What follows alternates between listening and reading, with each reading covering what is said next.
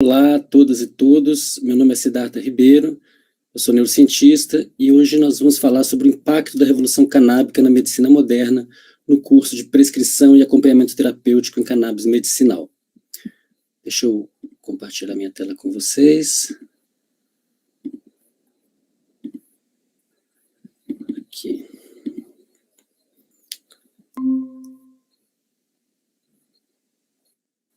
Pois bem.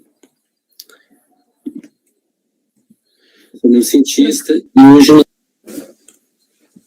uma coisa importante, tirar o som aqui.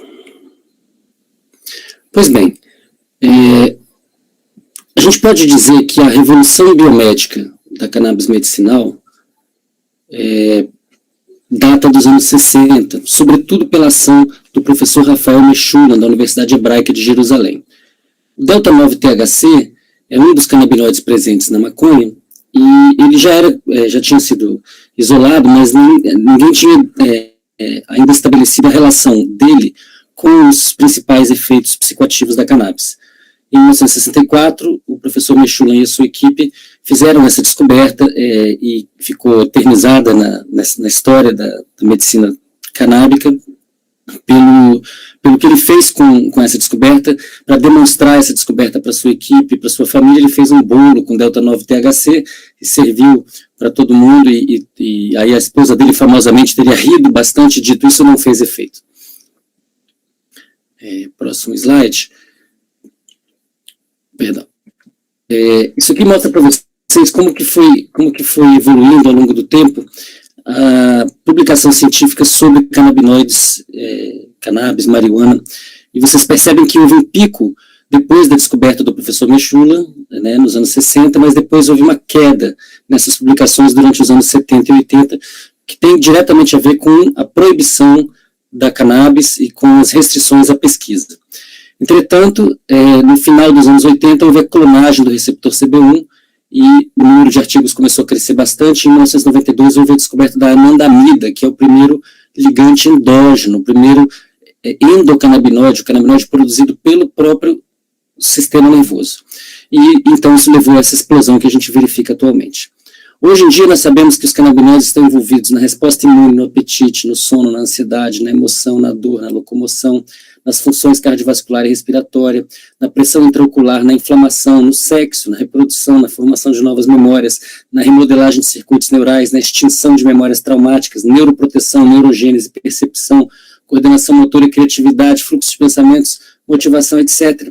Na verdade, é quase impossível dizer qual é a função psicobiológica em que o sistema endocannabinoide não está envolvido. Essa revolução biomédica em curso, ela pode ser percebida claramente por esse gráfico que mostra as publicações desde o final da Segunda Guerra Mundial até os dias de hoje. Então, de fato, muitas das pessoas que hoje estão na área da saúde não tiveram na sua formação nada sobre o sistema endocannabinoide, porque são descobertas relativamente recentes. E isso, inclusive, é uma das razões pelas quais é importante cursos como esse trazerem para o público esse tipo de conhecimento. Quais são os mecanismos biológicos que estão ligados a essas aplicações biomédicas dos canabinoides e da cannabis? Então, a primeira coisa é que existem receptores no nosso corpo, receptores no sistema nervoso, no sistema imune e outros tecidos, que transferem a informação do lado de fora da célula para o lado de dentro da célula através de mecanismos que a gente chama de metabotrópicos, ou seja, uma proteína muito grande, que você está vendo aí em vermelho, com uma porção interna que a gente chama de proteína G, e que responde a um ligante externo, que pode ser o delta-9-THC, mas também pode ser um ligante endógeno, um endocannabinoide como a anandamida, como o 2-araquidonoilglicerol, e modifica a forma dessa proteína, e a modificação da forma dessa proteína aciona essa proteína G, e essa proteína G funciona como uma enzima que produz metabólitos que, por sua vez, sinalizam, são os mensageiros secundários, sinalizam o interior da célula.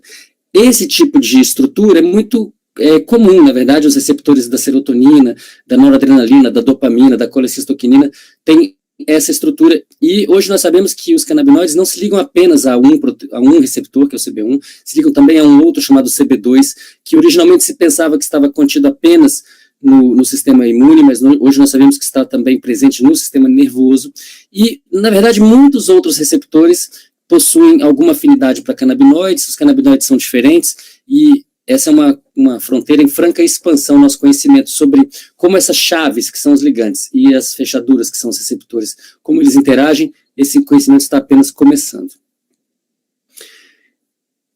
A gente poderia tentar agrupar os usos terapêuticos da cannabis em função dos seus efeitos biológicos. Essa é uma tentativa que pode começar a ser feita, porque a pesquisa avançou bastante, embora muito ainda precise ser feito.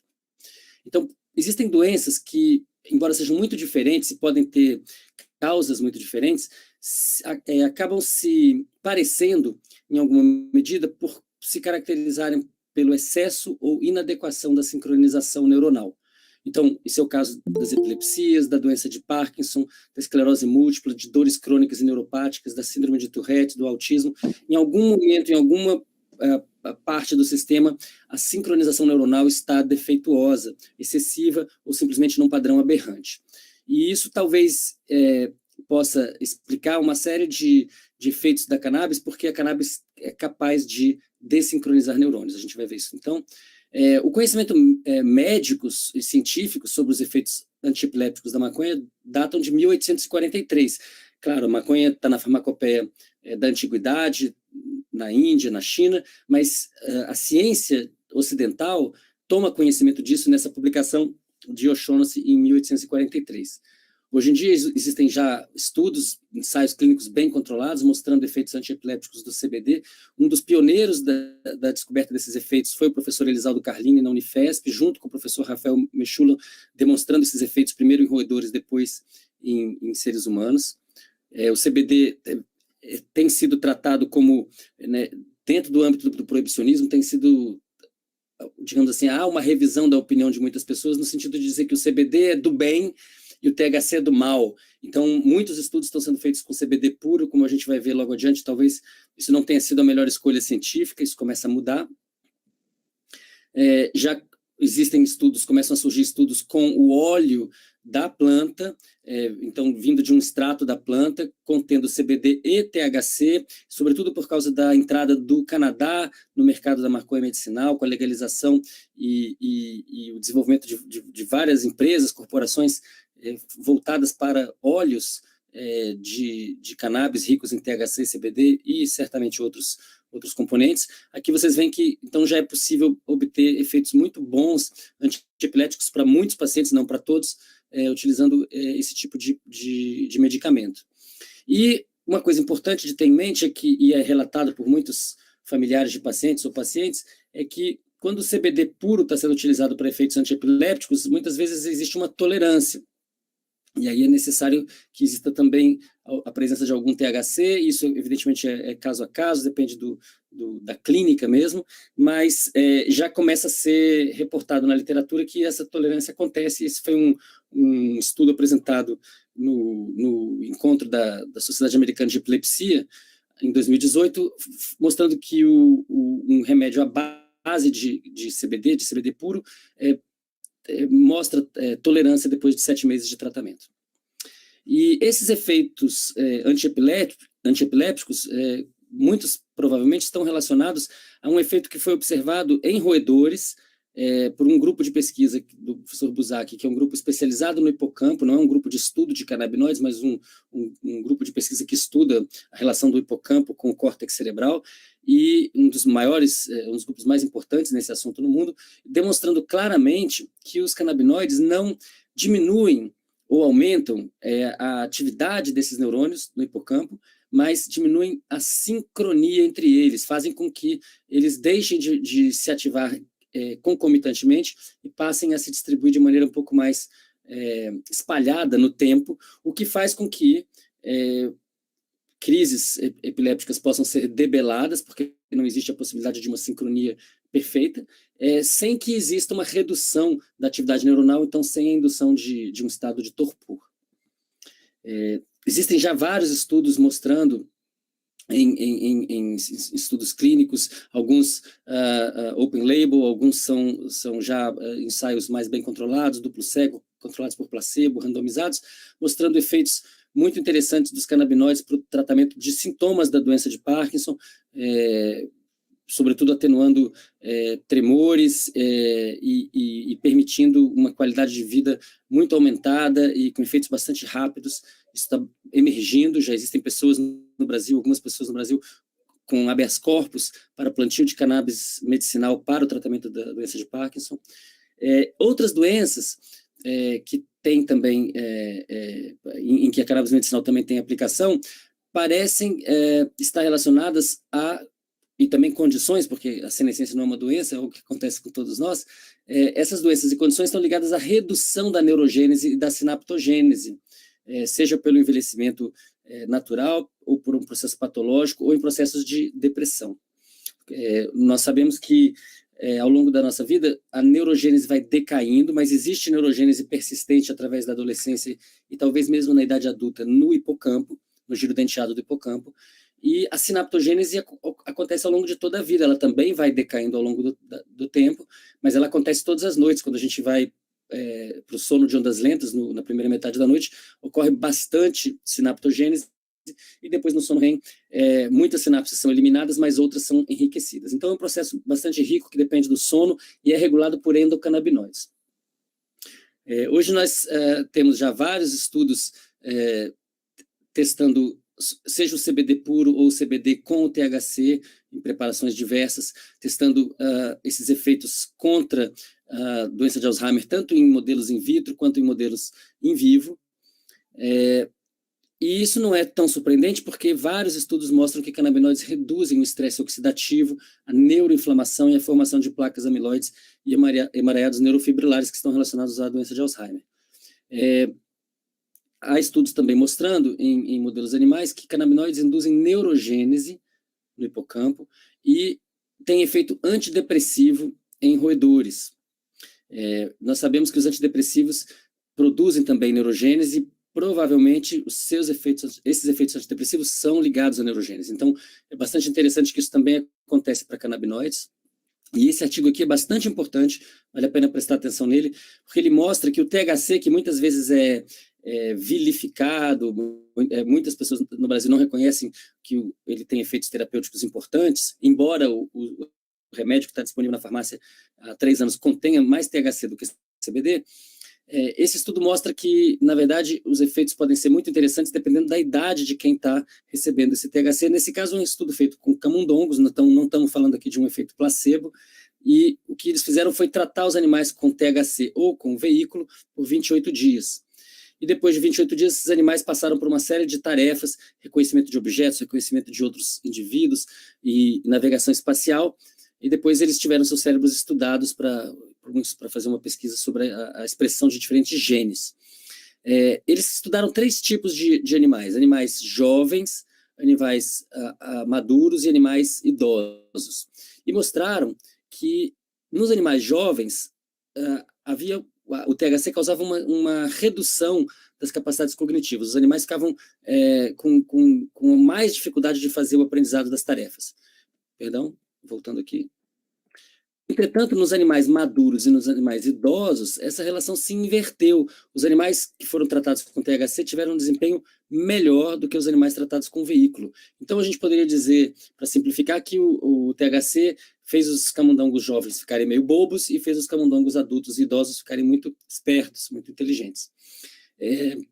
Quando eles foram olhar a expressão gênica associada a esses perfis, eles encontraram que os camundongos jovens tinham uma expressão gênica bem diferente da expressão dos camundongos adultos e idosos, e que o THC fazia o padrão dos camundongos adultos parecido com o padrão dos jovens, e fazia os jovens parecidos com o dos adultos. Então, de certa maneira, o THC envelheceu os jovens e rejuvenesceu os velhos, tanto cognitivamente quanto em termos da expressão gênica.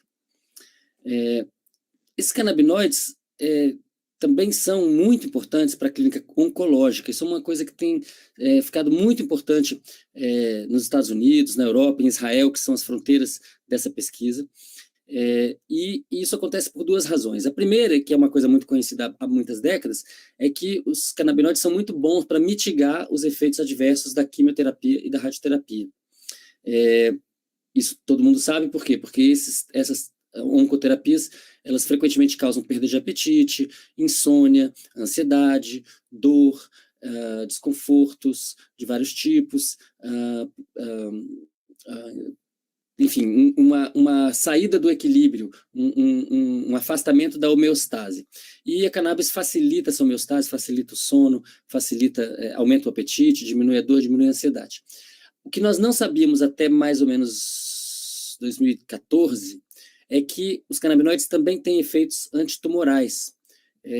Aqui tem uma revisão de 2016. Nesse momento havia 18 artigos para glioma, 11 para câncer de mama, 9 para pulmão, 7 intestino, 5 fígado, melanoma, próstata, tireoide, não melanoma e pâncreas. E vocês veem aí o perfil de publicações quando eu cruzo as palavras canabinoide e câncer. Então, é uma coisa que está crescendo bastante. Uma linha que é bastante ativa é a pesquisa em glioma. E aqui vocês têm um exemplo de um estudo feito in vitro, um modelo de glioma in vitro, mostrando uma sinergia importante entre radioterapia e a mistura de canabinoides, CBD e THC. Então aqui vocês veem um tumor cujo volume chega a 60 milímetros cúbicos, quase 50 milímetros cúbicos, se não for tratado depois de 21 dias. Tratado com canabinoides, ele cresce até uns 30 milímetros cúbicos, então mais ou menos a metade. Irradiado, ele cresce, ele não para de crescer, mas quando é combinada a irradiação e os canabinoides, praticamente não tem crescimento tumoral. Então isso é uma fronteira de pesquisa fundamental hoje em dia e que está movimentando milhões de dólares e dando esperança para muitos pacientes. Bem, quando a gente está falando de um medicamento que está se tornando cada vez mais importante, a gente precisa pensar nos grupos de risco, né? É claro que se você tem uma criança que tem crises epilépticas frequentes e essas crises são mitigadas por canabinoides, não se considera que a criança seja um grupo de risco. Mas se trata de uma criança neurotípica, aí então é preciso pensar um pouco mais. Existem evidências a nível de grandes amostras de que o consumo precoce abusivo de cannabis está ligado a síndrome amotivacional e prejuízos acadêmicos. Então, é importante pensar em como mitigar isso, e como eu vou falar mais adiante, isso tem muito a ver com haver níveis mínimos de CBD nos remédios que forem disponibilizados para a população. Gestantes e lactantes são um grupo de risco que a gente deve assumir, não porque existam estudos muito bem feitos mostrando prejuízos do consumo de cannabis nesse grupo em particular, de maneira bem controlada, porque, em geral, o que existe é uma mistura de consumo de cannabis, consumo de tabaco e álcool, e fica um pouco difícil separar. Mesmo assim, os estudos mais recentes sugerem problemas na gestação.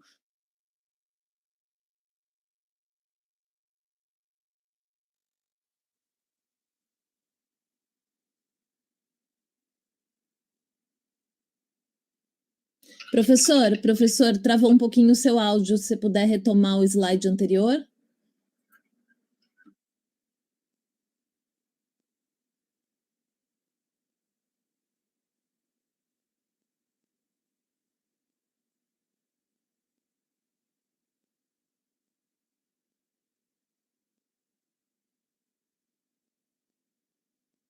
De que maconha causa esquizofrenia. E vários estudos demonstraram... Professor, desculpa interromper, houve uma pequena trava na sua internet. Se o senhor puder retomar só o final do slide anterior, obrigada.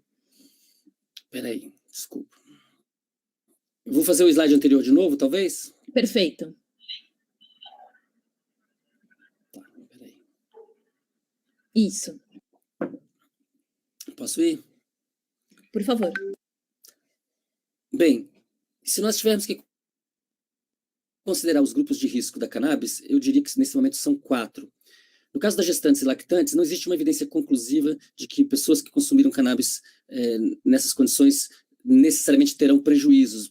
E isso acontece porque as amostras são normalmente misturadas. As mulheres que consumiram cannabis na gestação também consumiram álcool ou tabaco.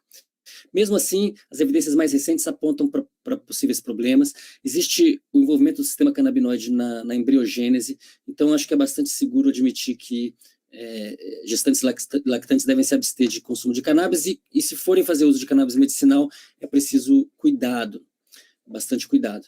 No caso de jovens, é claro que crianças e adolescentes que têm, por exemplo, uma epilepsia grave, que precisam de cannabis medicinal, vão precisar realmente fazer uso desse medicamento. Mas para jovens neurotípicos, para jovens sem uma patologia específica, é preciso cuidado, porque estudos em grandes amostras mostram uma correlação entre consumo abusivo e precoce de cannabis e síndrome amotivacional com prejuízos acadêmicos. Novamente, evidentemente as pessoas são muito diferentes nas suas genéticas, as composições de cannabis que podem deixado com isso, porque o sistema canabinoide é muito importante no desenvolvimento do sistema nervoso e, portanto, precisamos dessa proteção. No caso de psicose e depressão, eu coloquei uma interrogação, porque depende muito, não só do tipo de patologia, mas depende da dose e depende dos canabinoides envolvidos.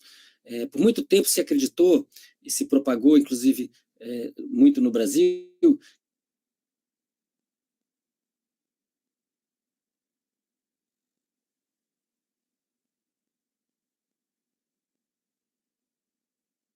contrária. Pessoas que estão em risco de desenvolver esquizofrenia têm uma busca pela cannabis, e essa causalidade, portanto, não é na direção contrária.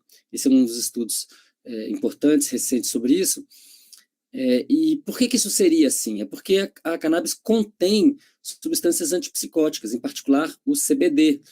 Estudos na USP de Ribeirão Preto por muitas décadas, os professores Antônio Zuardi, Francisco Guimarães, Jaime Alak e outros, demonstraram de maneira bastante convincente que o CBD é uma substância antipsicótica e provavelmente pessoas em risco de esquizofrenia estão buscando medicação quando fazem o consumo da cannabis. Então, essa proporção CBD-THC é muito importante para a segurança do uso medicinal. Uma pessoa que tem uma tendência à psicose não pode consumir, não deve consumir THC, como de resto não deve consumir substâncias psicodélicas, como não deve consumir álcool, mas ela pode consumir o CBD. O CBD vai ser terapêutico, porque é antipsicótico. Plantas de uso geral, ou extratos de plantas ou óleos, vão precisar trabalhar com essa proporção entre o THC e o CBD. Muitas vezes as pessoas dizem, olha, o perigo hoje em dia é que a cannabis tem concentrações muito altas de THC. Para mim, o que é mais relevante é saber qual é a proporção entre THC e CBD, porque eles agem de maneiras muito diferentes e o CBD pode mitigar vários dos problemas que o THC pode causar, preservando os seus efeitos terapêuticos.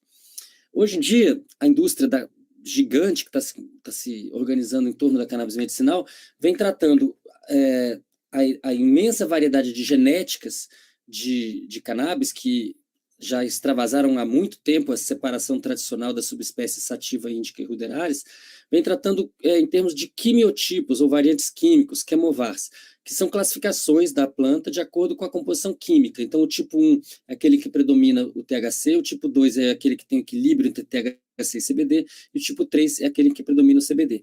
Ora, nós sabemos que existem dezenas, mais de 100 canabinoides diferentes potencialmente numa planta. Em geral, não tem 100, tem 5, 6, mas esses 5 ou 6 são oriundos de um repertório muito vasto, e é óbvio que quanto mais nós avançarmos a pesquisa, mais precisaremos diversificar esses tipos. Queria perguntar para vocês que estão aí em casa assistindo.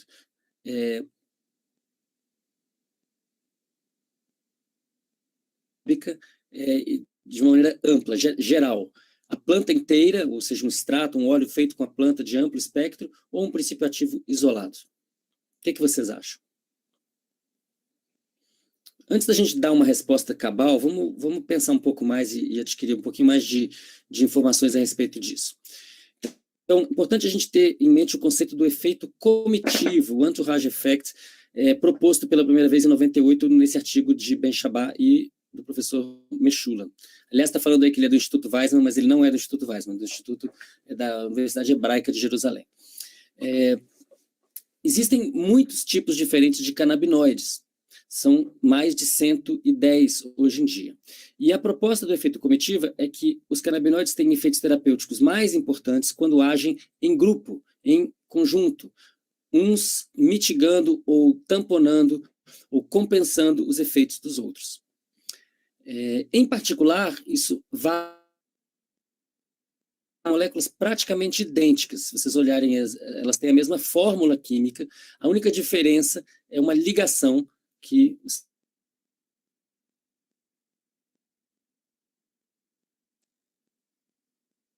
é mais flexível. E essa diferença na estrutura faz com que eles tenham efeitos fisiológicos e psicológicos quase opostos, apesar de terem uma fórmula química idêntica. Então, se vocês olharem, aqui tem um receptor CB1, um esquema de um receptor CB1, para o qual o THC tem bastante afinidade no sítio de ligação. O CBD não tem muita afinidade para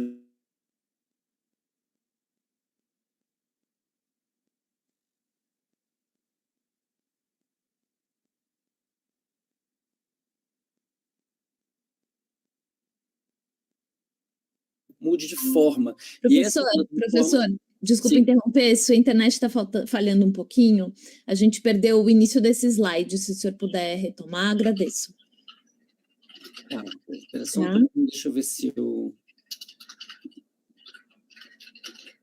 eu não lembro direito como que eu estava falando na hora que eu passei, mas tudo bem, né?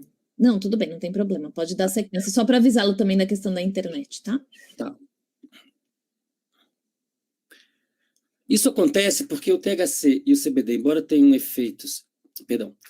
Isso acontece porque o THC e o CBD, embora tenham a fórmula química idêntica e uma estrutura química praticamente idêntica, vão ter afinidades muito diferentes pelos seus receptores. O THC se liga ao sítio específico no receptor CB1 com bastante afinidade, mais do que o CBD. O CBD, por ser tão flexível, não se liga bem a esse sítio, mas se liga em alguns outros lugares, sem muita afinidade, mas suficiente para modificar a forma do receptor CB1.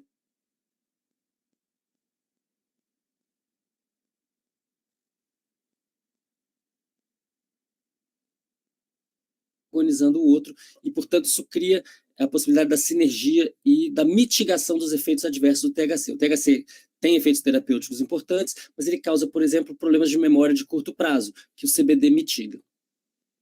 Isso também acontece para os terpenos, que são substâncias semelhantes aos canabinoides, com estruturas diferentes, mas não muito distantes quimicamente, e que são os óleos essenciais, esses cheiros maravilhosos de várias frutas, que a gente gosta tanto e que facilitam, em alguns casos, a passagem dos canabinoides pela barreira hematoencefálica e também mitigam, como o CBD, alguns dos efeitos adversos cognitivos do THC. Recentemente saiu esse artigo aqui muito bonito na Scientific Reports, mostrando de maneira quantitativa muito, muito bacana mesmo, para diferentes tipos de terpenos aqui, o muleno, pineno, geraniol e linalol, efeitos aditivos. Quando coloca mais o WIN55, esse WIN55 é um canabinoide, um agonista canabinoide. Então vocês veem que ele sozinho, essa linha preta aqui, tem esse efeito comportamental, e esse efeito é bem maior quando tem o terpeno. Isso vale para esse outro terpeno, para esse outro e para esse outro também. Em todos os casos isso aconteceu. Essa é uma fronteira incrível de pesquisa. É impressionante que a medicina do século XXI começa a trazer para a ciência quantitativa áreas da saúde que eram vistas como sendo quase uma licença poética. Então, por exemplo, a aromaterapia, hoje em dia, com esse tipo de publicação, eu diria, está no centro da revolução da cannabis medicinal. E é por essas e outras publicações recentes que eu tenho dito que a maconha está para a medicina do século XXI, como os antibióticos estiveram para a medicina do século XX. Não vai dar para ignorar e vai mudar completamente o jogo. Esse efeito comitiva é uma coisa muito importante, é uma fronteira científica para a qual a gente precisa prestar atenção, porque existe uma explosão combinatorial de possibilidades de canabinoides, terpenos e flavonoides, né, que são outras substâncias relevantes que dão gostos interessantes e que estão muito contidas na flor. essas misturas não foram mapeadas, nós mal sabemos o que o THC e o CBD juntos podem fazer, imagina todas as outras. E esse é um assunto muito importante, inclusive no debate público, por exemplo, nos Estados Unidos, na Europa, já existem programas na CNN apenas sobre o efeito comitiva, falando sobre esse entourage effect que promete uma farmacopeia inteira numa única planta. Então eu estou falando aqui dessa sinergia entre canabinoides, terpenos e flavonoides, com potencial para muitas variações, como se fosse uma mesa de edição, como se cada uma dessas moléculas fosse um desses botõezinhos. Então, as múltiplas genéticas e também as múltiplas maneiras de extrair e preparar medicamentos à base de cannabis podem levar a efeitos completamente diferentes, né? Nós temos que lembrar que ancestralmente a cannabis possui variedades que permitem, algumas delas, fazer grandes esforços físicos, outras dormir de maneira repousante, outras ficar muito feliz, muito alegre e com muita facilidade de conversação, e outras mesmo aguentar e facilitar experiências dolorosas como o parto. Hoje em dia, na fronteira dessa pesquisa, eu diria que existem duas grandes abordagens. Uma abordagem de baixo para cima, que parte de moléculas isoladas e busca um medicamento personalizado para um paciente específico. Então, no Technion, no Instituto de Tecnologia de Israel, o David Mary, um dos principais pesquisadores de canabinoides no mundo, ele tem uma pesquisa em que vários canabinoides isolados são combinados, um robô vai combinando várias proporções diferentes, buscando a concentração, as proporções ideais de canabinoides para tratar um câncer de um paciente especificamente, ou uma epilepsia especificamente em cultura de tecidos. Então, é uma abordagem muito cara, porque os princípios ativos isolados são caros e fazer essa pesquisa para cada indivíduo é caro, mas é uma abordagem muito, eu diria, certeira, que busca encontrar uma solução personalizada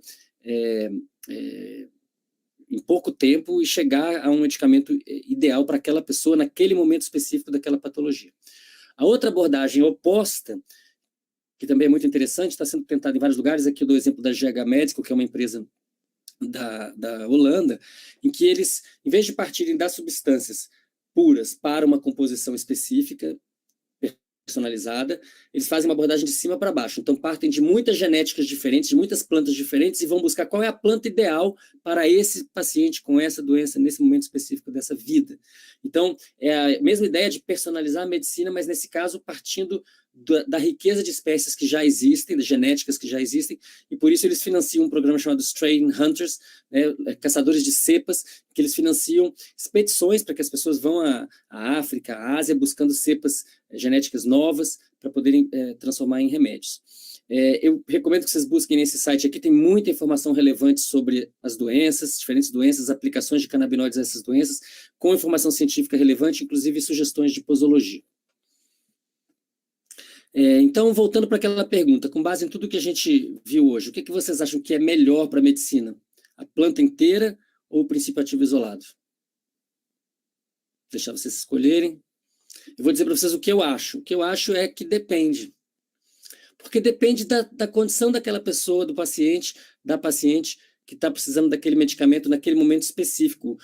Não só o indivíduo é muito idiosincrático, mas também o momento da sua vida. Então, uma pessoa que tenha, por exemplo, um câncer, agora, esse câncer daqui a 5 anos pode ter outras características, outras mutações, pode ser que o remédio ideal mude. Então, é muito importante, na minha opinião, que a gente garanta o amplo acesso a todas as possibilidades terapêuticas, afinal de contas, o que é importante é que as pessoas se tratem e, se possível, se curem. Então, para concluir nossa conversa aqui e a gente passar para o debate, eu queria falar dessas perspectivas futuras da cannabis medicinal para a ciência e a sociedade. É preciso garantir acesso a todas as opções terapêuticas possíveis, desde preparações de amplo espectro até princípios ativos isolados. É óbvio que os princípios ativos isolados são muito caros e talvez não sejam acessíveis para a maior parte das pessoas, mas provavelmente não são necessários. Na maior parte das vezes, preparações de amplo espectro devem resolver e são muito baratas. E em casos específicos, em doenças que têm uma necessidade de estabelecimento muito preciso de doses muito bem controladas, é importante contar com os princípios ativos isolados que possam ser combinados. Também é preciso escapar da glorificação do CBD e da demonização do THC. As duas substâncias são muito importantes, o THC é muito terapêutico, juntas são muito poderosas, o CBD mitiga os danos, os efeitos adversos do THC, e muitas outras substâncias vão ser adicionadas ao nosso conhecimento, estão sendo adicionadas à medida que a pesquisa avança. Porque o efeito cometido é uma fronteira muito importante para essa pesquisa, tanto a básica quanto a clínica. Existe enorme potencial para personalização terapêutica, tanto das cepas de cannabis, das genéticas, quanto das preparações específicas contendo canabinoides, terpenos e flavonoides. Estou falando aqui da ideia da farmácia de manipulação e quero lembrar que toda essa linha de óleos feitos de extratos de planta inteira, de flores e com amplo espectro, é alguma coisa que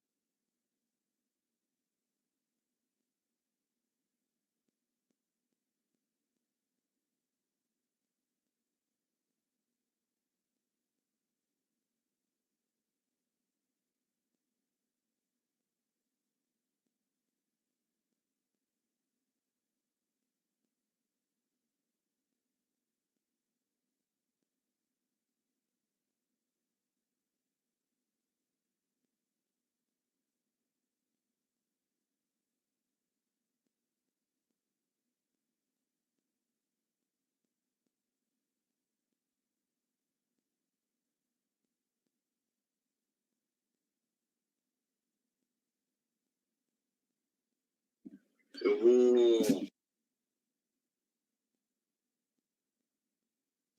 Doutor Pedro, enquanto a gente aguarda o doutor Siddhartha retomar, o senhor quer ir já falando algumas palavrinhas? O doutor Siddhartha votou. Foi. Onde que parou, gente? Eu fui até o final, hein, Pedro? Parou nas perspectivas futuras, professor. Bem no início de Perspectivas Futuras? Exato, ali mesmo. Então, vamos lá. O doutor Pedro está aqui conosco também para debater com o senhor no final, tá bom? Salve, Pedro, tudo bom? Tudo bem, boa noite, grande professor. Boa noite, grande doutor. Peraí, deixa eu voltar aqui, então. Eu fui até o finalzinho aí que eu percebi que estava. Travou, a gente não tinha como se comunicar com o senhor. Foi. Deixa eu ver. Isso, exatamente desse slide. Obrigada. Tá. Então, eu queria destacar aqui algumas perspectivas futuras da cannabis medicinal para a ciência e para a sociedade. Nós precisamos garantir acesso a todas as opções terapêuticas possíveis, desde as preparações de amplo espectro até princípios ativos isolados. É óbvio que os princípios ativos isolados são caros, então provavelmente não vão ser acessíveis para a maior parte da população, o que não é um problema, porque as preparações de amplo espectro feitas a partir de flores in natura, são muito baratas e provavelmente aplicáveis à maior parte dos casos, à maior parte das indicações. Entretanto, é importante que para condições específicas, para casos específicos, que a pessoa possa contar com os princípios ativos isolados também. A gente precisa urgentemente escapar do debate que glorifica o CBD e demoniza o THC. Isso é muito importante porque essa lógica de glorificar e demonizar é a lógica do proibicionismo. Não, as substâncias todas podem ser veneno ou remédio, depende da dose. Nós sabemos que o THC é muito terapêutico, tem muitos efeitos interessantes e importantes para a medicina. Por outro lado, ele causa alguns efeitos adversos que podem ser mitigados pelo CBD e pelos terpenos. Então a gente tem que sair dessa glorificação de um, demonização de outro, e entender que não é uma dicotomia, trata-se de uma comitiva, sinérgica e terapêutica. Esse efeito comitivo é uma fronteira muito ampla, muito vasta para a nossa pesquisa, tanto básica quanto clínica. Nós estamos falando aqui de CBD e THC, e existem tantos outros canabinoides e tantos terpenos e flavonoides, temos que manter a cabeça aberta para essas interações e manter a pesquisa ativa. existe muito potencial para personalização terapêutica, tanto das cepas de cannabis, das genéticas diferentes, quanto das preparações específicas contendo canabinoides, terpenos e flavonoides. Então, isso é a tendência do século XXI, é que o remédio ele é um remédio para alguém nesse momento específico da vida. Ele não é um remédio para todo mundo, a gente sabe que isso é assim para qualquer remédio. Existem várias pessoas que ou são alérgicas, ou são sensíveis, ou têm efeitos adversos, e também aquelas pessoas para quem os remédios não fazem o efeito desejado. Então, isso é muito importante no caso da cannabis, porque através dessa variabilidade enorme de genéticas, é possível, de fato, encontrar a preparação ideal, assim como é possível encontrar a preparação ideal partindo da multiplicidade de princípios ativos para uma formulação específica. E, por fim, eu quero dizer que existe um gigantesco potencial terapêutico nas interações farmacológicas entre os canabinoides e os outros ligantes de receptores ligados à proteína G. A proteína G, ela é ubíqua, ela está de maneira muito amplamente distribuída no sistema nervoso, no corpo como um todo e entre espécies diferentes. Então, as interações entre os receptores canabinoides e os receptores da serotonina, da dopamina, da noradrenalina, etc., podem ser muito importantes do ponto de vista terapêutico, e há muita pesquisa relevante a ser feita sobre essas interações. Para terminar, eu queria agradecer ao Dr. Isaldo Carlini, ao grande mestre Isaldo Carlini, e ao querido, saudoso Padre Ticão, que lutaram incansavelmente, lado a lado, muitas vezes juntos, pelo acesso popular à cannabis medicinal no Brasil. Obrigado, e vamos às perguntas.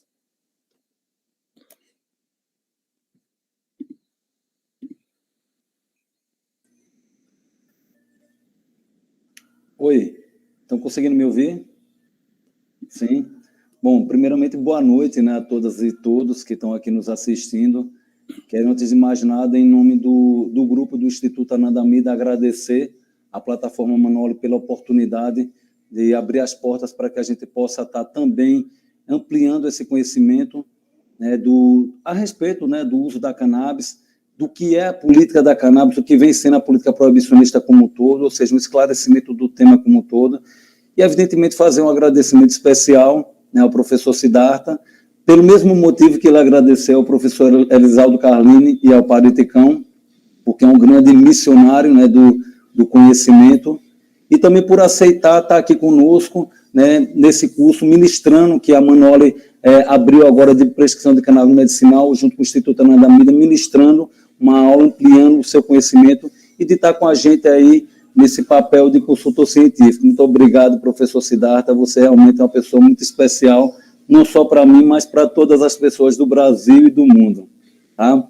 Eu vou aqui, antes de entrar com as perguntas, eu queria destacar, né, alguns comentários, né, que o professor Siddhartha fez, que para nós que estamos na ponta, né, atendendo pacientes e vendo na prática clínica como isso se dá, eu desde 2014 já venho trabalhando na prescrição e no acompanhamento de pacientes que têm critérios para fazer uso da cannabis na sua forma terapêutica, e é muito importante escutar essas palavras, porque a gente vai correlacionando com aquilo que a gente encontra, né, da necessidade do paciente, e a gente tem aí uma possibilidade, né, de sucesso terapêutico, garantindo um medicamento que tem sua segurança e sua eficácia muito superior aos medicamentos convencionais.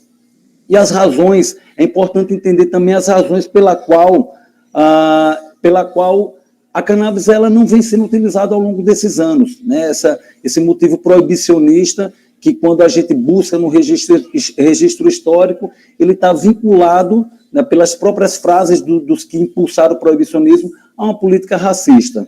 Então, não existe um motivo pelo qual a cannabis continue, né, nessa situação, e fico muito feliz em saber que hoje a gente se encontra debatendo o projeto de lei 399, que passa na comissão e que ainda segue essa trajetória para que a gente possa avançar nesse tema. Existem algumas perguntas aqui que foram separadas, eu vou começar pela do Gustavo Rosenberg, que ele pergunta qual é a grande diferença entre a forma de uso, a absorção, né, entre o óleo da cannabis e a tintura de cannabis. Eu acho que eu não sou a melhor pessoa para responder essa pergunta, outras pessoas vão poder responder melhor. Mas a gente tem que pensar que cannabis é um lipídio. Então, quando você faz a tintura, a composição vai ser bem diferente. até onde eu entendo, e aí me corrija se eu estiver falando alguma coisa errada, Pedro, o modo de extração é tão importante quanto a genética. Porque nessa extração você vai determinar o que sobra ao final. Então, se você fizer uma extração, por exemplo, com calor, você vai perder os terpenos, né? Se aumentar um pouquinho a temperatura, vai começar a perder os canabinoides. Se aumentar muito a temperatura, os canabinoides vão ser convertidos para canabinol. Então, o remédio vai basicamente virar um sonífero. Então, agora, eu não sou um especialista nisso. O que eu sei é que, na maior parte das vezes, a extração é feita de maneira fria e tentando preservar toda a integralidade da composição de lipídios. Faz todo sentido, né? O que eu acrescentaria a isso é lembrando que, assim, a tintura, quando a gente fala de tintura, a gente fala de uma tintura alcoólica, né? E evidentemente que existem alguns quadros, né? Doença neurodegenerativa, crianças com epilepsia de difícil controle, que a gente deve evitar, né? O conteúdo do álcool, né? Ou seja, quando você tem uma tintura alcoólica, você não deixou, né, sair todo o álcool, e aí você vai ter isso presente. Então, existem alguns casos que a gente... A forma de absorção, né, a gente está falando de via oral, né, os dois são por via oral, mas aí a gente vai ter esse composto, né, que é o álcool, que ele deve ser evitado, ainda que a gente saiba que é uma formulação que é usada na prática também. Mas seria reservado para casos que não sejam, eu vou chamar assim, tão delicados do ponto de vista neurológico, basicamente.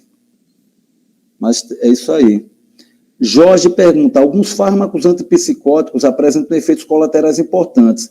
Há efeitos colaterais já descritos nesse tipo de uso do CBD? Até onde eu saiba, não. O CBD é bastante benigno, é bastante tolerado, inclusive os efeitos são não só ansiolíticos, mas são um efeito de... eu não sei que termo utilizar, mas de clarear as ideias.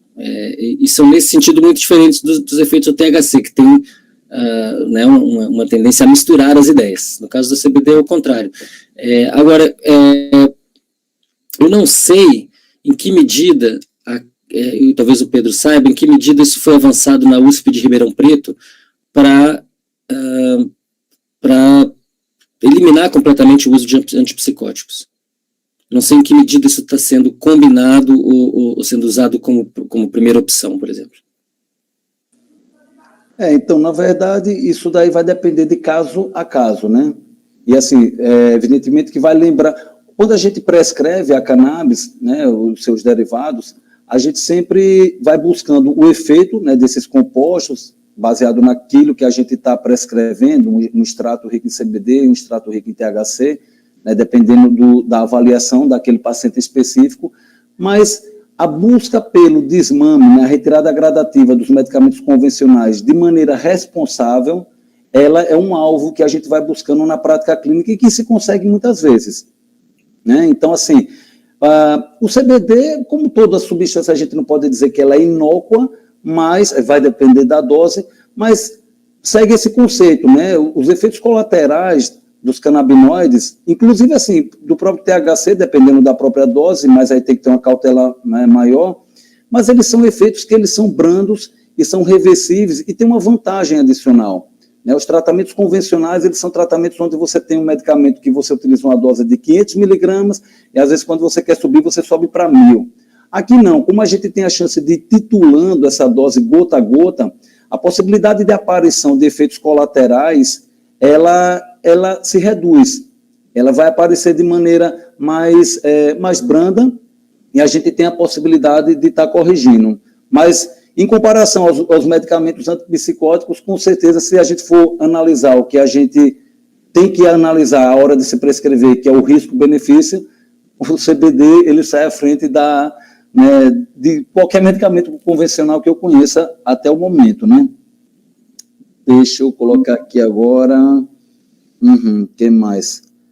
A Cida Brito pergunta, gostaria de saber se o THC prejudica na ansiedade, como dosar, se a depressão muitas vezes está presente e se o THC colabora no tratamento desse diagnóstico, né? Bom, novamente, porque deixa eu falar isso de novo, acho que eu não falei do início, mas vou dizer de novo. Eu sou biólogo, não sou médico. Então, as perguntas de prescrição que vai responder o Pedro. Mas, eu posso dizer o seguinte, o THC não é ansiolítico. O THC em altas doses é ansiogênico. Agora, em dose baixa e com o CBD, a mistura pode ter um efeito ansiolítico. E como o THC tem ele joga a pessoa nas ideias e no fazer coisas, ele é bastante antidepressivo, mas se ele tiver em altas doses sem o CBD, o efeito pode ser ruim. Depende de quem usa, né? Depende da genética também. Depende de muitas combinações, né? Uma característica interessante do tratamento canábico, além de várias outras características, é justamente isso, né, que você comentou inicialmente, que é a individualização do tratamento. Cada pessoa tem seu sistema endocannabinoide e cada pessoa vai responder de um jeito para um determinado tratamento específico, né? Lembrando que existe mais de 3.500 variações. Então, é disso que a gente está falando. Evidentemente que quando a gente revisa a literatura, né, a gente vai encontrar que o THC ela tem essa característica ansiogênica, mas, mais uma vez, na prática, a gente tem que trazer alguns elementos que tem que ser levado em conta e que, quando os estudos avançarem, a gente vai conseguir estar publicando isso, né, e trazendo essa informação de maneira mais precisa. Não é pouco frequente a gente encontrar pessoas que experimentam, né, um efeito ansiolítico usando o THC.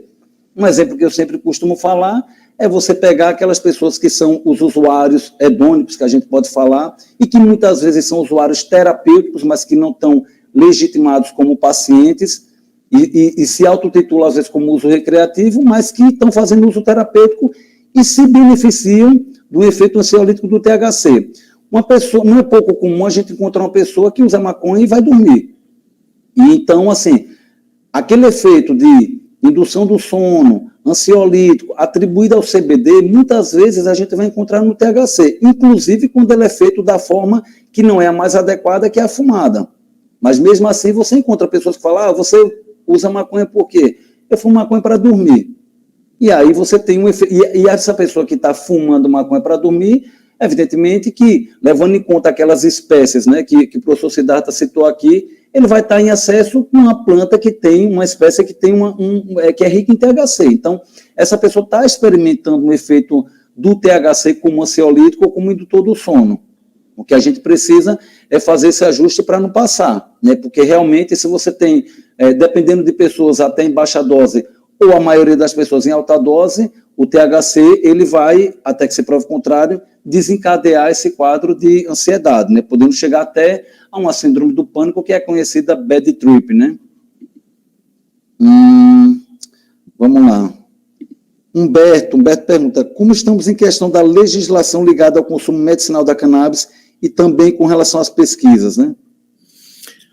Bom, a letra fria da lei garante pesquisa e uso medicinal há muito tempo. A nova lei de drogas é de 2006, e mesmo antes disso já era possível, se você procurasse lá, algum lugar estava dizendo que podia pesquisar e que podia fazer uso medicinal. Mas não havia nenhuma regulamentação, não havia nenhuma normativa, a Anvisa não reconhecia.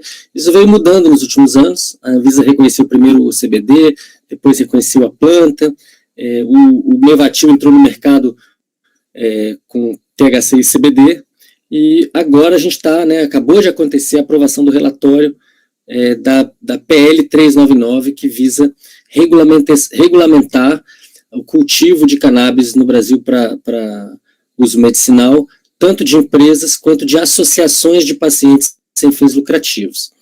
E nesse dispositivo também tem bastante garantia do direito da pesquisa. Hoje, vocês terem ideia, os pesquisadores brasileiros, as pesquisadoras brasileiras que querem comprar um agonista canabinoide lá nos Estados Unidos ou na Europa, que são os produtores desses agonistas, né, por exemplo, comprar aquele que mostrei lá, o WIN, vários números lá, que é um agonista importante, que foi usado no estudo dos terpenos, não consegue comprar, porque mesmo que a empresa aceite vender para uma universidade brasileira, para um instituto de pesquisa, depois vem a DEA, né, o Departamento de Política de Drogas dos Estados Unidos, e diz que não pode vender. Então eles estão lá fazendo pesquisa, avançando a medicina, fazendo patente, criando um mercado, e a gente aqui não consegue nem comprar, e não consegue comprar de fora, e não consegue produzir, isolar, estudar, é uma coisa totalmente embargada.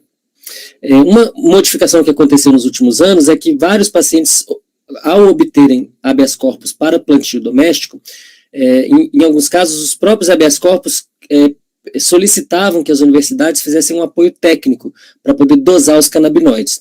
E isso permitiu que várias universidades começassem a fazer pesquisas sobre cannabis por causa da interação com esses pacientes. Isso está acontecendo hoje em dia no Brasil. Mas ainda eu diria assim, um caminho de exceção, e não um caminho de regra, de você simplesmente poder fazer a pesquisa livremente.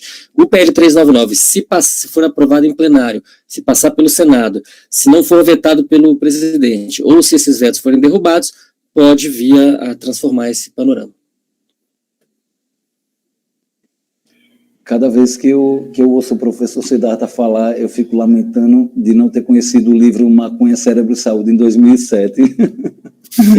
Eu me graduei em 2006, senão a prescrição teria começado antes, né? Vamos lá, então. Uma pergunta da Maria Lee. Um caso de autismo grave que cursa com episódios psicóticos se beneficiaria com o uso terapêutico da cannabis? Onde fazer esse acompanhamento? Então, vamos lá. Bom, autismo é um nome muito genérico para uma série de condições que a gente agrupa num espectro, né, muito amplo. E tudo indica que em alguns casos de autismo, ou em muitos casos de autismo, existe alguma desordem semelhante à epilepsia, como uma epilepsia distribuída, microepilepsias distribuídas, e isso talvez seja a base dos efeitos benéficos da cannabis nesses quadros. Entretanto, pessoas com tendência à psicose, como eu já falei aqui, não tem nada a ganhar fazendo uso de THC. Eu sei que isso não existe uma discussão médica, eu já tive essa discussão inclusive com o Pedro, porque eu sei que em alguns casos muito graves, talvez doses muito altas tenham efeitos paradoxais interessantes, mas hoje o que está no livro texto, o que está nos anais das academias de ciência, o que, digamos assim, aquilo que é o conhecimento estabelecido é que CBD sim, THC não para quem tem psicose. Então, se é um quadro de autismo com psicose, aí eu vou passar a bola para o Pedro, que é o médico aqui, eu entendo que tem que ser uma preparação com alto CBD e sem THC, ou muito pouco, ou de preferência sem. Exato, né? Quando algumas pessoas perguntam do tratamento sobre o autismo, e é interessante também você ter comentado sobre essa questão do autismo ser um espectro, e que às vezes é uma ponta de um iceberg de um problema de base, às vezes uma doença genética, que é o que acontece também com a ansiedade, né? A gente perguntando, funciona na ansiedade desse jeito ou do outro. Às vezes a ansiedade ela é reflexo de um diagnóstico de base, né? É como se fosse um sintoma, não é o próprio diagnóstico. Então isso vai depender muito. Mas quando algumas pessoas perguntam em palestra, né, principalmente os médicos, como prescrever para autismo, eu costumo dizer que a lógica ela vai seguir isso, ela vai você utilizar, né, um extrato rico em CBD, sendo um full espectro, né, porque a gente já viu estudos que comprovam, né, que existe um benefício maior daquelas pessoas que fazem uso do fitocomplexo, contendo os demais compostos mais ricos no canabidiol, e aí a gente vai descobrindo, à medida do acompanhamento, se esse paciente ele vai ter uma indicação contrária. Então, por exemplo, normalmente o paciente que tem uma epilepsia, a gente tem uma cautela de entrar com um produto rico em THC, mas a gente pode descobrir no acompanhamento, à medida que vai tateando e vendo os sintomas e a resposta, que ele pode precisar de um óleo que seja rico em THC. Né? Então, é importante a gente destacar isso. Enquanto o acompanhamento, existem grupos, né? O próprio grupo do Instituto Anandamida está focado na atualidade em duas frentes, que é justamente de fazer o acompanhamento clínico. Nós temos grupos de médico, de farmacêutica, para fazer acompanhamento clínico, prescrição e acompanhamento de pacientes que têm indicação de fazer uso da cannabis, assim como também a gente vem com essa preocupação, sanada agora com esse curso de prescrição para médicos, de chamar, né, os médicos para poder entender, a gente poder estar compartilhando esse conhecimento para que um número maior de profissionais da área médica possam estar prescrevendo e atendendo essa enorme demanda que existe. Então, hoje o Instituto Anandamida, que a gente ainda está com o site de informação, qualquer demanda pode entrar até nas minhas páginas de redes sociais, até que a gente normalize, mas vem trabalhando com essa perspectiva, né? Existe aqui uma outra pergunta, que o professor Siddhartha, ele não está aqui ainda, eu vou esperar ele voltar. Bom, tem um comentário do meu colega aqui, Semerani Costa, que ele fala, veio da acupuntura médica, que é muito cobrada por estudos consistentes.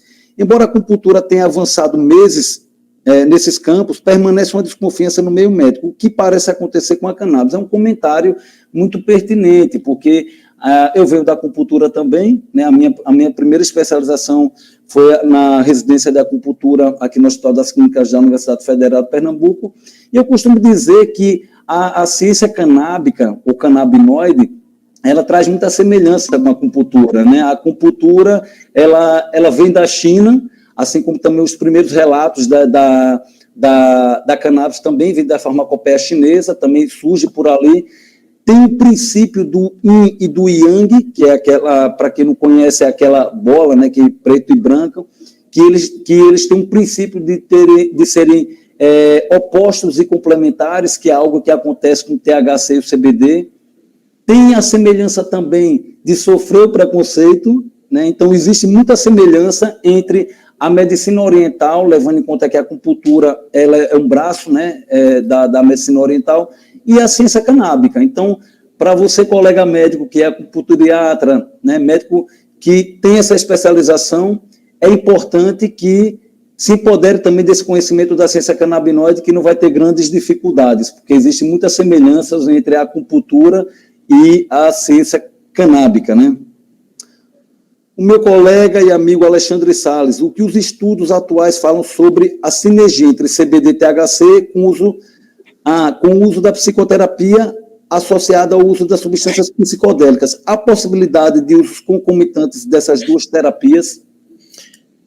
Sim, e foi por isso que no final das perspectivas eu coloquei aquela consideração sobre as interações entre sistemas baseados em proteína G, como o receptor canabinoide, da serotonina, da dopamina, da noradrenalina e outros.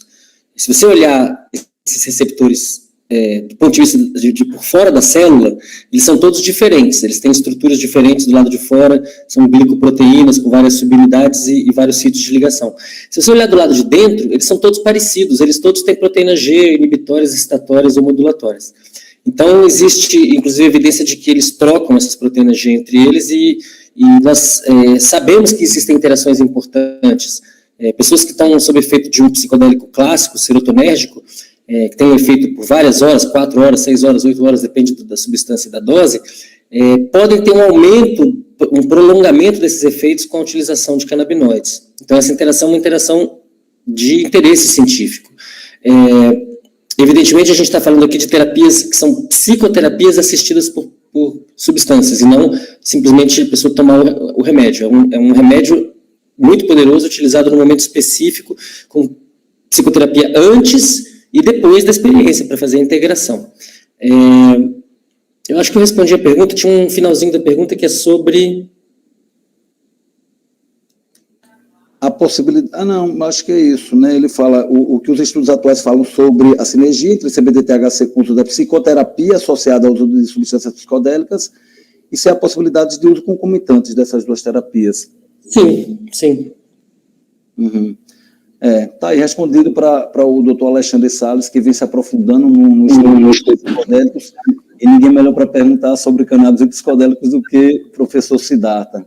Um abraço para o meu grande amigo Alexandre Salles. A Cristina pergunta, o uso prolongado de CBD ou THC pode causar dependência? Bom, nós sabemos que cannabis pode causar dependência, e cannabis é basicamente THC e CBD, na maior parte da genética são os dois principais canabinoides. Em geral, mais THC do que CBD, mas isso pode variar. Causa alguma dependência, da ordem de 9%. Pessoas que usaram cannabis uma vez, usarem de maneira repetitiva. Esses números são bem maiores para tabaco e álcool, mas de qualquer maneira é alguma coisa a se considerar. Por outro lado, nós temos muitos endocannabinoides. Os canabinoides, então, quando chegam no nosso corpo, eles chegam num sistema que já está banhado em canabinoides. E como eu mostrei naqueles experimentos do André Zimmer, lá daquele experimento do THC com camundongos, o efeito de reposição de fitocannabinoides para suprir uma queda de endocannabinoides pode ser muito bom nos adultos e nos idosos. Então, porque a produção vai decaindo, a produção interna vai decaindo, e aí pode ocorrer uma suplementação, assim como ocorre suplementação hormonal para tantos tipos de moléculas diferentes. O que nós não sabemos direito é como variam, em termos de dependência, as diferentes formulações. É isso, Pedro? Concorda com essa resposta? Faz sentido? Faz sentido, faz todo sentido. Lembrando que na estratégia terapêutica de acompanhamento aos pacientes, né, quando a gente quer minimizar esses efeitos colaterais do THC, uma estratégia que a gente usa é iniciar com produtos, né, extrato rico em CBD, porque vale lembrar que o CBD, além dele aportar aqueles efeitos inerentes da própria molécula, que já foram citados aqui, ele também tem essa capacidade de proteger contra efeitos colaterais do THC. Então, a gente costuma dizer assim, olha, às vezes a gente vai começar... O paciente tem uma indicação de fazer uso do THC, mas a gente tem uma certa proteção de começar com CBD para fazer o que a gente chama de uma caminha. Mas faz todo sentido o que você está falando. Vamos lá. Tenho aqui mais duas perguntas aqui para encerrar. Como apontam a relação do CBD e o sistema microsomal? Quais os principais subsistemas envolvidos no metabolismo do CBD e quais no metabolismo do THC? Não acho que eu sei responder essa questão bem, não. Porque essas substâncias elas vão se transformando umas nas outras. Se você olhar os canabinoides, eles são todos muito semelhantes entre si, estão todos em cadeias metabólicas. Eu não sou um especialista nisso, não me arriscaria a dar uma resposta sobre isso. Eu não sei se seria exatamente, né, quando você fala em metabolismo, né, evidentemente que existe aquela preocupação, né, na verdade não seria nem preocupação, mas uma atenção em levar em conta que o metabolismo hepático, né, com o citocromo P450, a gente tem que ter em conta quando vai pensar na interação medicamentosa ou então se existe uma injúria hepática através de elevação das enzimas hepáticas, né? O paciente, a gente pede exame, tem uma elevação de TGO, TGP, que são enzimas hepáticas que apontam essa elevação, e a gente tem uma cautela à hora de prescrever, porque existem vários medicamentos que são metabolizados por esse citocromo, né? Não sei se seria isso também, mas espero que tenha ajudado na resposta, né? Me ocorre só mencionar uma coisa que eu falei outro dia numa outra participação, é que as pessoas que têm polimorfismos, variações específicas da catecolmetiltransferase, é uma enzima importante para metabolizar neurotransmissores, essas pessoas são particularmente sensíveis a THC. Provavelmente pelas interações desses receptores metabotrópicos ligados à proteína G. Então, a gente começa a compreender melhor agora qual é a relação entre genéticas individuais, né, polimorfismos do receptor CB1 e polimorfismos nas enzimas que processam neurotransmissores. Quando a gente tiver isso tudo mais claro, vai ser muito mais fácil dizer, a priori, quem pode se beneficiar e quem tem que tomar cuidado com, por exemplo, o THC. Perfeito. Carolina pergunta aqui, como a cannabis age no tratamento da fibromialgia? Olha, a melhor resposta agora seria dizer, não sabemos direito. Mas o que a gente sabe? A fibromialgia está ligada à serotonina, que é um receptor metabotrópico, que tem receptores metabotrópicos ligados à proteína G. E a fibromialgia está ligada à depressão, né, digamos assim, é uma depressão que vira dor. Né, e muitas vezes caminha dessa forma, vira uma dor persistente. Cannabis é excelente para dor. Por quê? Porque em quase todos os casos em que existe dor, você vai encontrar em algum lugar do sistema, seja na periferia, seja no sistema nervoso central, você vai encontrar uma sincronização neuronal inadequada ou excessiva. Então, e é por isso que cannabis é tão importante para dores neuropáticas. Mas no caso da fibromialgia, não é improvável que seja da mesma maneira. Agora, há questões específicas do sistema serotonérgico que a gente precisa considerar e que eu não acho que estão bem elucidadas ainda. Né? Questões específicas da interação do sistema canabinoide no núcleo dorsal da RAF, que produz serotonina, e também com o sistema dopaminérgico, porque agora a gente sabe que tem muitos receptores CB2, que antigamente se pensava que só existia no sistema imune, a gente sabe que agora tem muitos CB2 no próprio cérebro, no sistema dopaminérgico. Então, essas coisas não sabemos em detalhes, mas o que a gente sabe é que a maconha é quase sempre excelente para tratar dor. E, aliás, essa é a especialidade do Pedro, então eu devolvo a bola para o Pedro. O bate-bola, né? Então, é isso, né? A maioria dos pacientes, eu diria a totalidade dos pacientes que passaram por avaliação, eles saem com a prescrição, sim, né, para o tratamento da fibromialgia, levando em conta também que a fibromialgia, como você mesmo falou, ela atende a uma razão psicogênica muito importante, e a hora de se fazer essa prescrição, fazer uma boa avaliação clínica para não errar, porque não é simplesmente pensar que o paciente tem dor e que o THC alivia a dor. Esses pacientes, eles também podem vir com um transtorno de ansiedade, e aí a gente tem que ter essa cautela.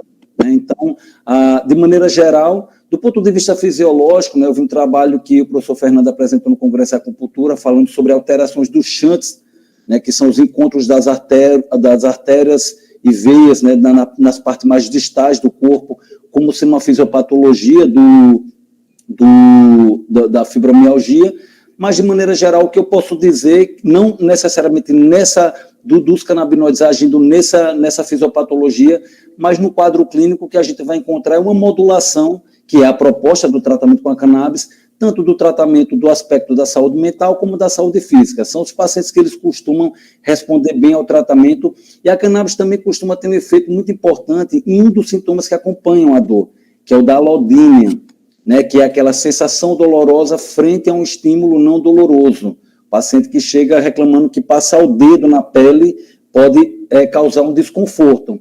Além da gente indicar uma dessensibilização, né, passando a bucha do lado amarelo e depois do lado verde, para enganar o cérebro, né, a cannabis ela vem se mostrando muito promissora, eu já vi isso em artigos e vejo na prática clínica, para aliviar não só o quadro de dor e a modulação do humor, mas também desse sintoma acompanhante. Então, vale a pena, né, o paciente com fibromialgia passar por uma avaliação para saber se tem indicação, porque certamente vai encontrar muitas indicações. E que também, assim, no futuro breve, quando a gente tiver a oportunidade de estudar, os psicodélicos, né, eles devem ajudar bastante esses pacientes com fibromialgia, né, o doutor Alexandre Salles, que já vem estudando comigo há algum tempo, isso pode, né, sinalizar aí no YouTube, mas realmente a gente está abrindo um leque de opções para que esses pacientes eles possam sair dessa condição de sofrimento. E quando eu falo dos psicodélicos, não necessariamente para o tratamento da dor, mas lembrando que o paciente com fibromialgia é um paciente que ele vem com uma predisposição e que ele vai ter um gatilho, melhor dizendo, ela, porque a maioria das pacientes são femininas, né, do sexo feminino, vão passar por um processo de ressignificação. Então, a psicoterapia aliada ao uso de psicodélicos certamente vai entrar também no rol desse tratamento.